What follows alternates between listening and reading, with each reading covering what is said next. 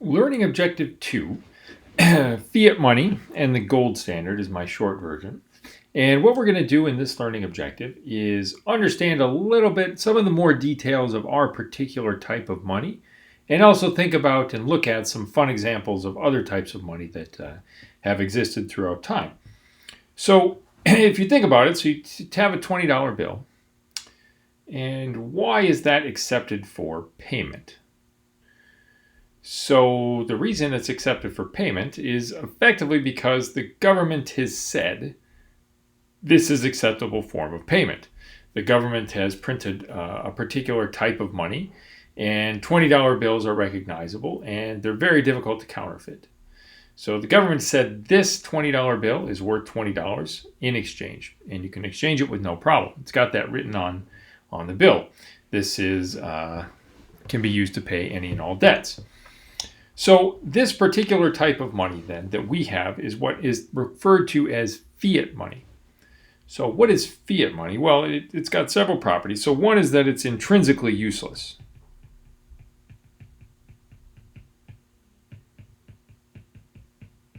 And what I mean by that is that the actual paper I can't use for any other reason. I can't get any money of any shape or form for that paper. It's just there. It's paper. I can't use it. So what makes it useful, and where the term fiat comes from, is that the government has declared that this is valid form of payment. So the government declares its value. So if you use your dictionary, what's another way that a government can declare something? That can also be called a fiat. The government declares by fiat, by law, that this is valuable. It is worth $20. And so there's nothing else that determines its value other than the government saying that it is a valid source of payment. Now, that might not make a lot of sense at first until we think about what other form could money take? Well, there's several. So one is what we call commodity money. Commodity money is just that. I have something that is valuable, the commodity that serves as money.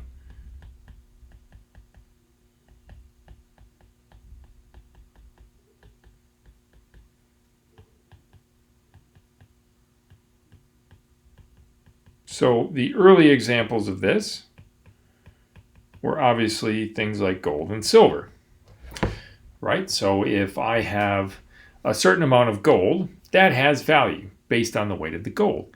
And so I can exchange gold coins of varying weights, and that would serve as the money. You give me 2 gold coins for a car, right? I know exactly how much I'm getting. And the gold itself has other uses, right? So it has its use in metal. So I can make rings and all sorts of other stuff that I can make with gold and silver. So, all sorts of things have served as commodity money. So you have salt has served as commodity in various things, seashells, and even and there's a question after this, in prisoner of war camps in the World War II, and also in prison apparently, cigarettes serve as a form of money. That's a commodity money because it has some value.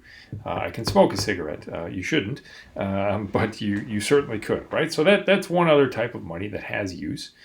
And related to that, we have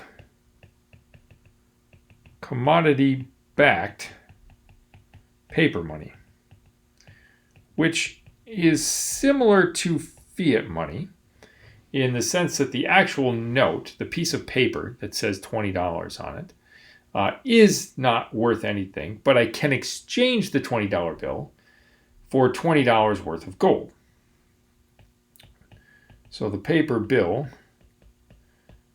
can be exchanged at a given rate for the commodity.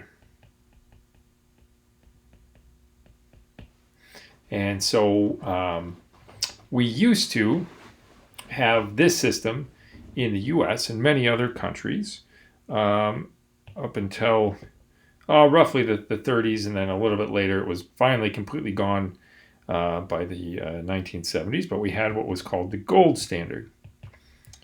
Now, we could spend a lot of time on the gold standard. We won't. But the basic idea was that it was represented a commodity-backed paper money. So we had the same types of bills that we have now. So you had a $20 bill, for example. And what that meant was you could exchange that $20 bill for the $20 worth of gold. So the U.S. government had a stock of gold and was willing to exchange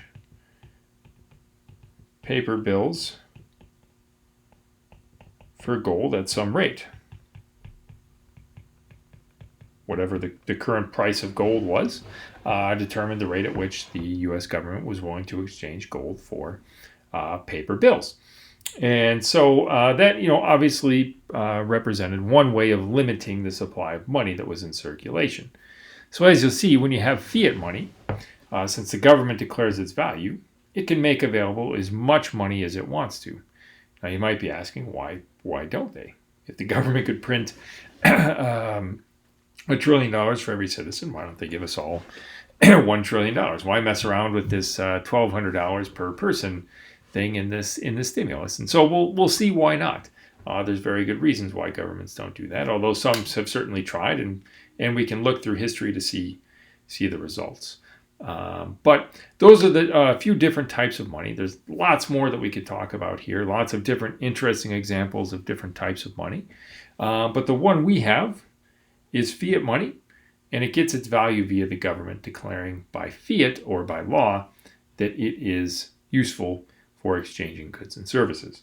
So what we'll get to next here is a few features of this and a couple